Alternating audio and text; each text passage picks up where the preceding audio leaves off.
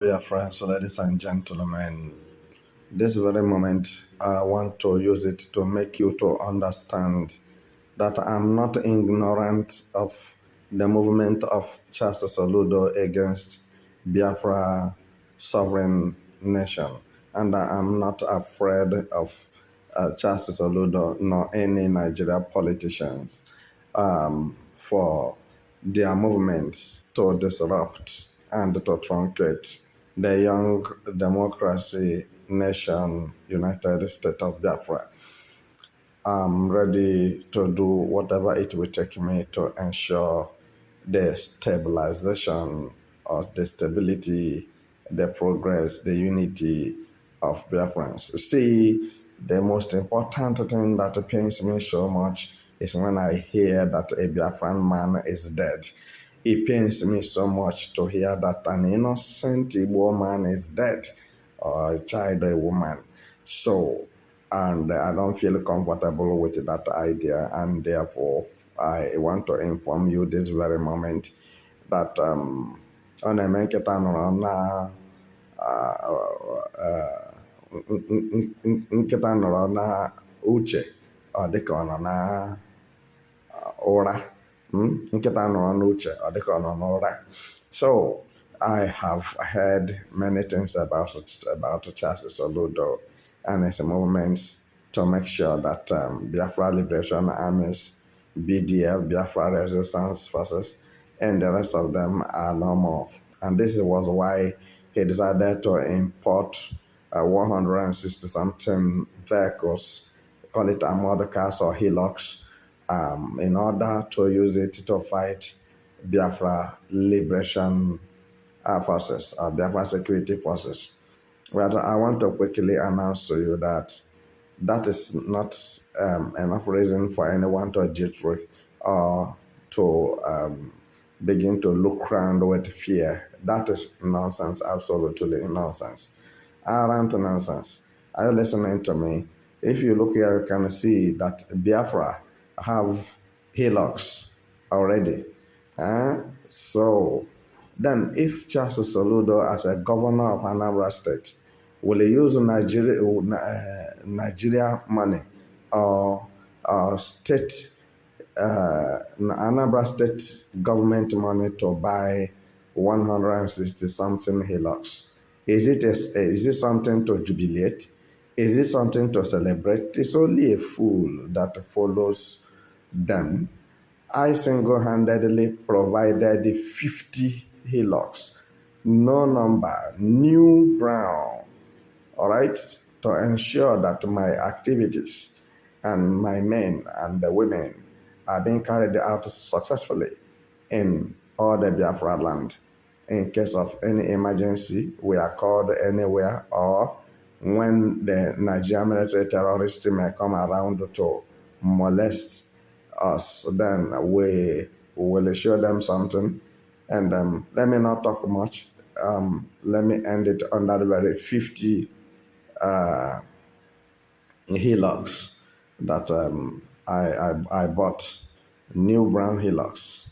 So if I personally can provide this and the other materials that Nigeria have never set eyes on, and they don't have it and they will never have it until this world comes to an end, I provided those things in case of emergency, because I foresee war coming.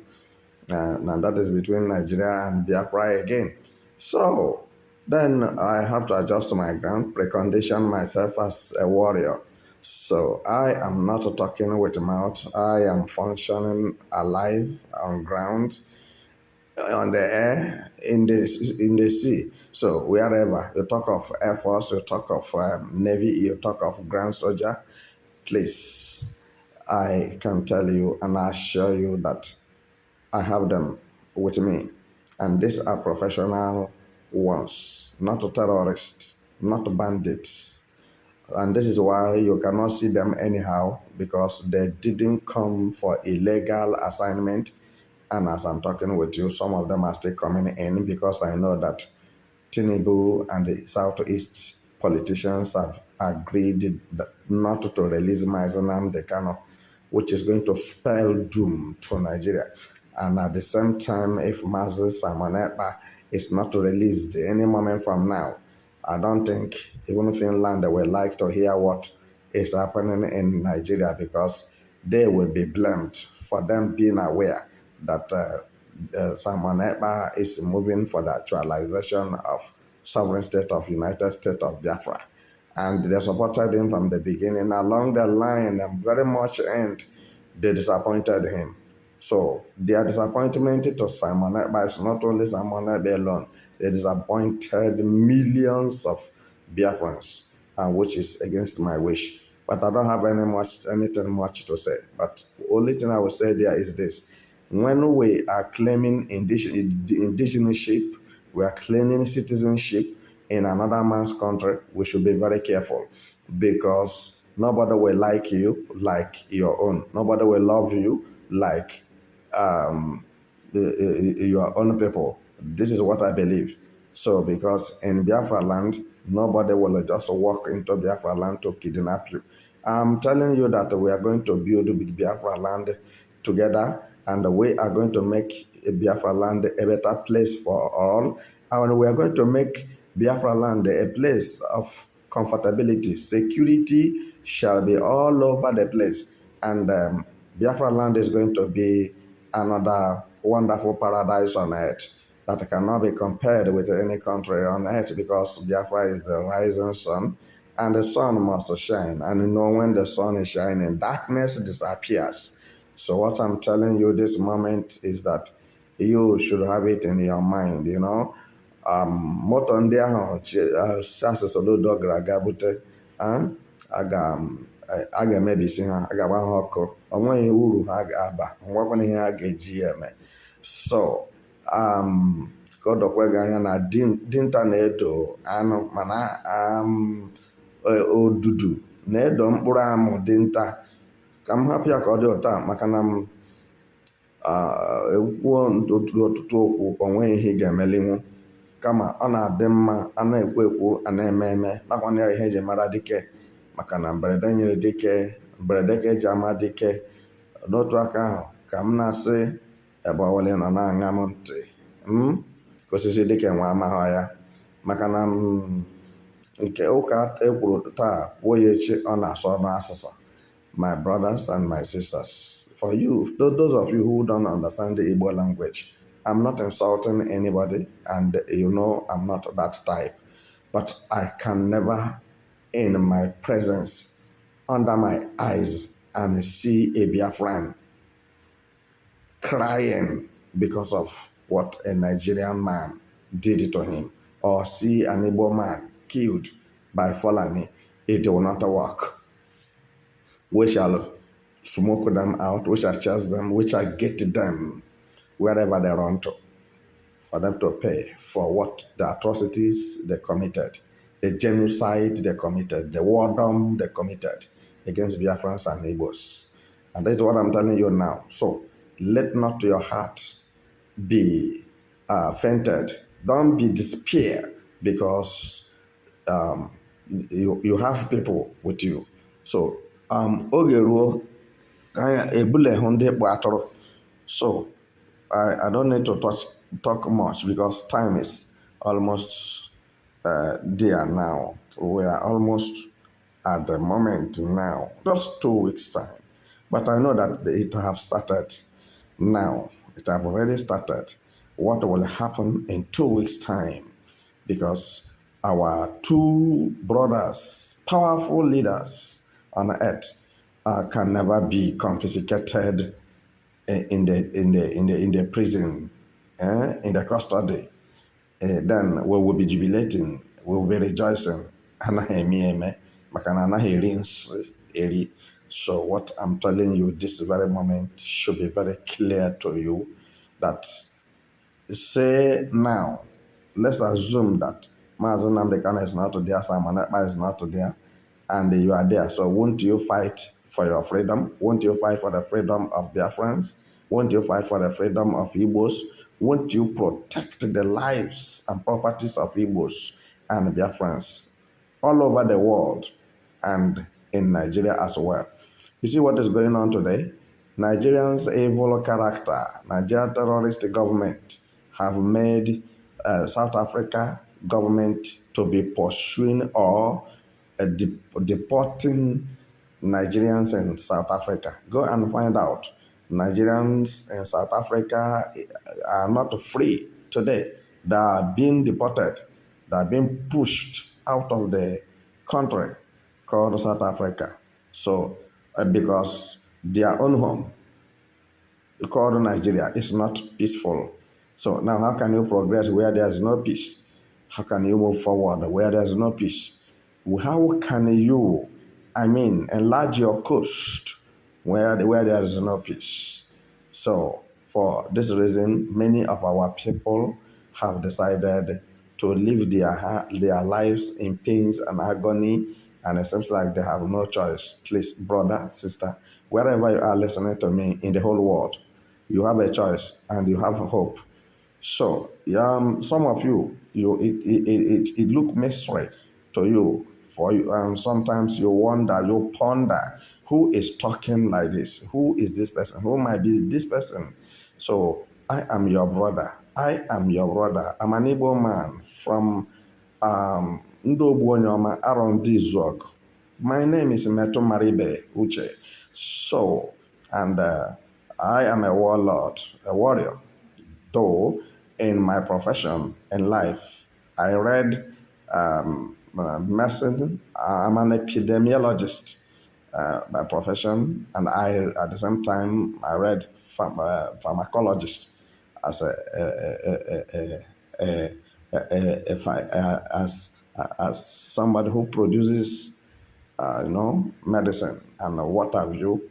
So discovering diseases and what have you. So, but this is not what we are talking now. So when I finished my education in India, I lived in Punjab in India for 15 years, reading my medicine line, call it a medicine.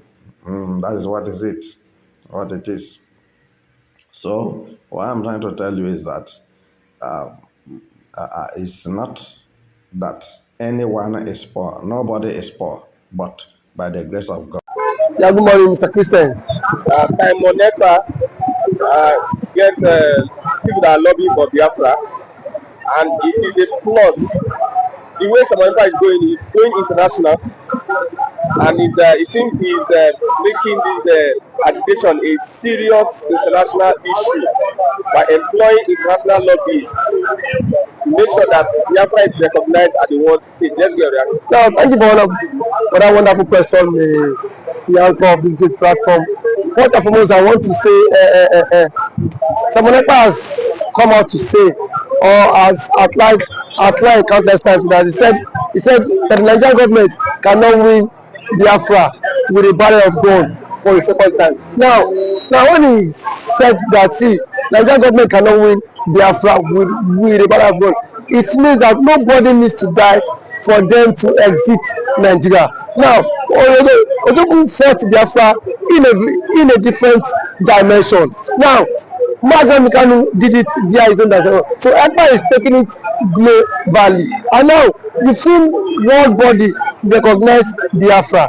We've seen the UN and then some other global body have come out to endorse the Biafra struggle. So kudos to him, it is a plus. Some persons have come out to say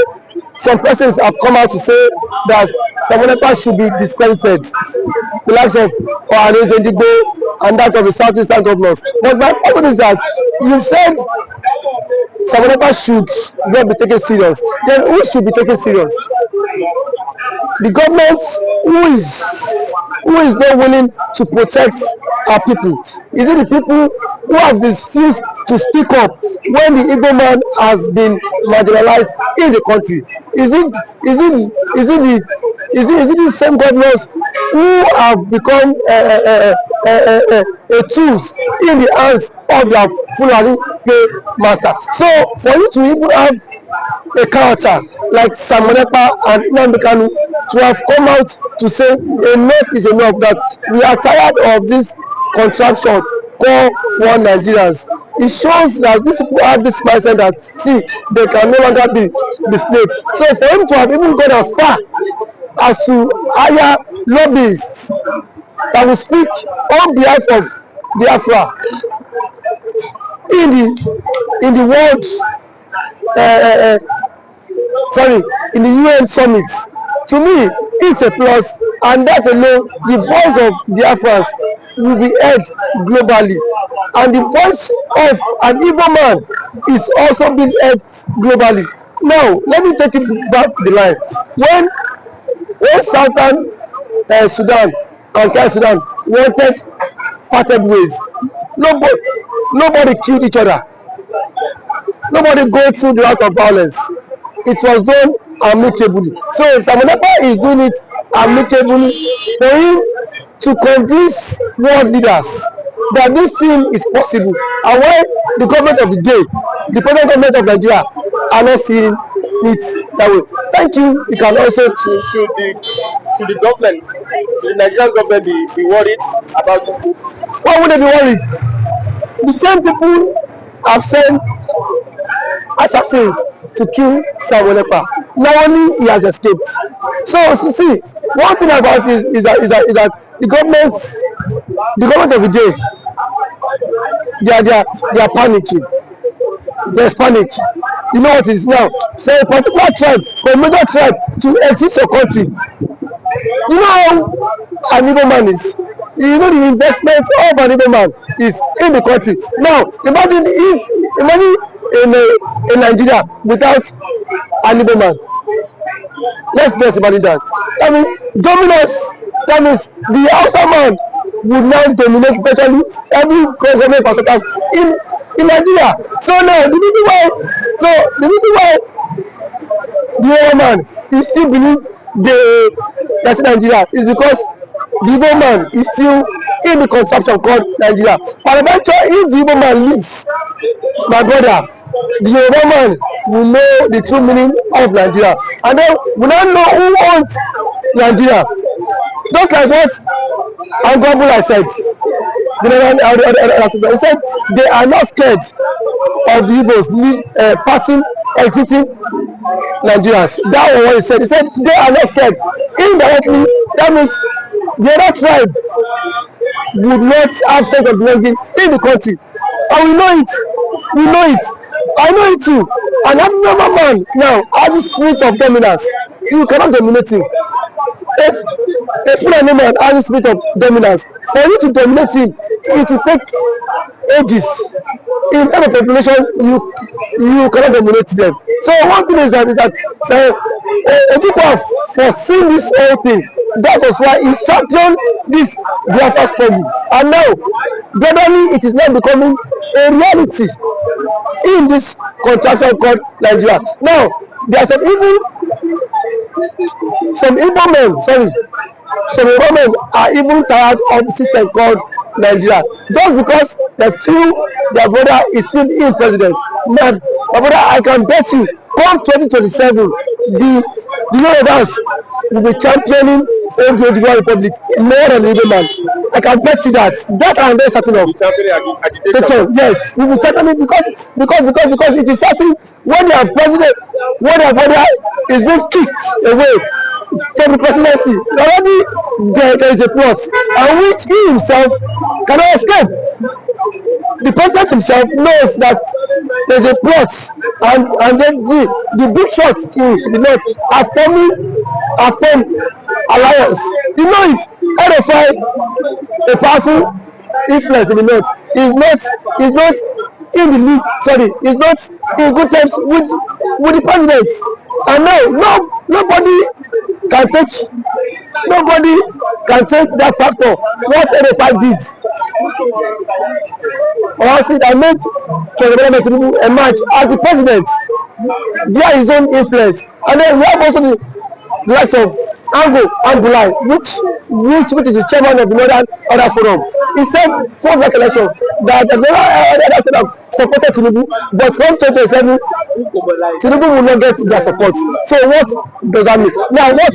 So now if the average Northern person is not, will not giving the vote, now where will they get the vote? It just come by 2027. The same thing the universe have tagged the Igbos for.